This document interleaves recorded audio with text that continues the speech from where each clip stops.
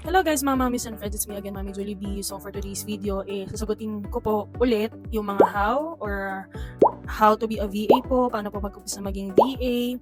Wala po akong background sa pagiging VA, so naggawa na ako dito ng video para sagutin po lahat ng mga messages nyo. Kasi marami nag-message sa akin nitong sunod-sunod na araw. So, ayun, tara start na tayo. Pero bago yan, disclaimer lang, hindi po ako expert sa larangang to. Ang share ko lang po ay based doon sa aking experience as VA po ngayon. So, sana po may matutunan kayo. Kaya, tara start.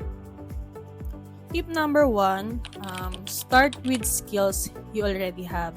So, mag-start kayo doon sa passion nyo. Kung may passion kayo sa pagdi-design, kung naka-experience na kayo ng email handling, ng chat support, customer support, yan.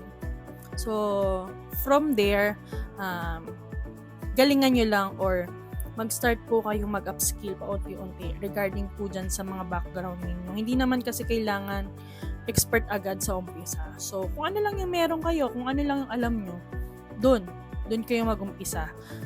And then, ayun, palaguin nyo lang siya. So, ayun yun. So, start with skills you already have.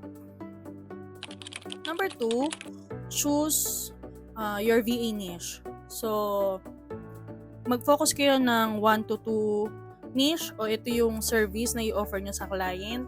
Example, Amazon VA, Admin VA, Executive VA, or Social Media VA, Lead General VA, or Real Estate VA. Diyan, mag-start kayo ng 1 or 2 para mabigyan kayo ng value ng client nyo sa mga service na ibibigay nyo or sa mga niche na meron kayo. So, hindi kailangang marami. Basta ang kailangan lang ay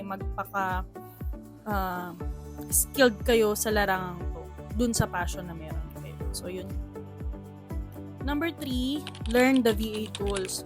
So, kailangan ma-familiarize nyo na yung mga sarili nyo sa mga tools na kadalasang ginagamit ng isang VA. For example, yung Google Workspace. Under nyan yung Google Docs, yung Google Sheets, yung Google Drive. Dapat alam nyo gamitin yan kahit papaano.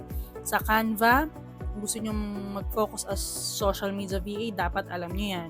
Sa pag-handle naman ng mga task everyday, so project task, kailangan alam nyo yung Trello, or may knowledge na kayo yun ng Asana, ng Notion. And then, yung Gmail plus calendar, napaka-importante nito kasi dito nag-schedule kayo